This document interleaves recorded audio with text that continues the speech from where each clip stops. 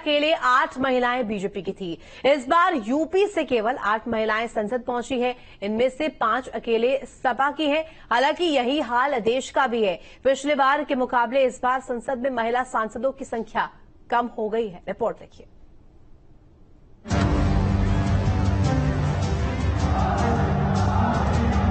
दो 2023 में मोदी सरकार ने संसद में महिला आरक्षण विधेयक को पारित कराया था, जिसके बाद ये माना जा रहा था कि संसद में महिलाओं की सहभागिता बढ़ेगी, लेकिन ऐसा नहीं हुआ। बिल पारित होने के बाद ये पहला चुनाव था। इस कानून में लोकसभा और राज्य विधानसभाओं में महिलाओं के लिए 1/3 सीटें आरक्षित करने का प्रावधान है। ये कानून अभी लागू नहीं हुआ है, लेकिन इससे पहले ही संसद में महिला सांसद कम हो गई हैं।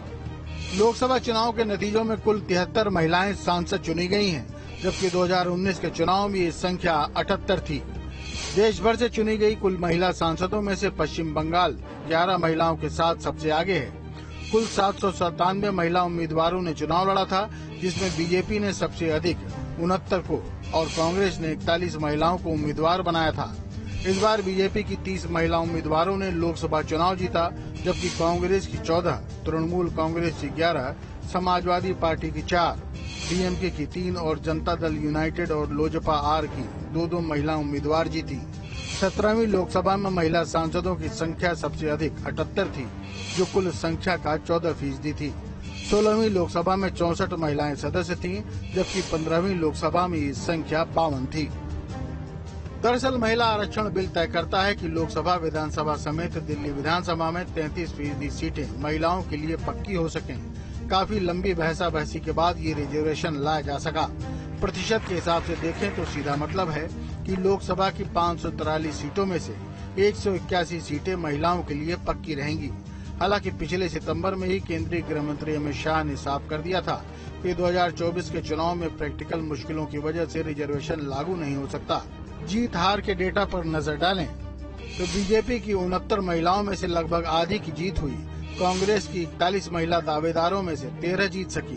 तृणमूल कांग्रेस ने 12 महिलाओं को टिकट दिया, जिनमें से 10 को जीत मिली। एसपी की 5 महिलाएं अपने क्षेत्र से जीत कर आ चुकी हैं। कुल 797 महिला उम्मीदवारों में से 276 महिलाएं निर्दलीय लड़ी थीं, लेकिन उनमें से कोई जीत नहीं सका। बीजेपी की तरफ से जो बड़े महिला चेहरे चुनाव हार गए, उनमें मेनका गांधी, स्मृति ईरानी, माधवी लता, नवनीत राणा चुनाव हारे हैं।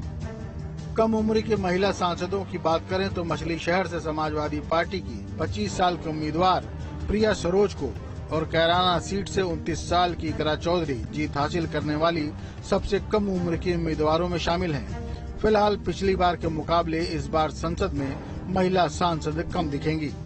Team news state.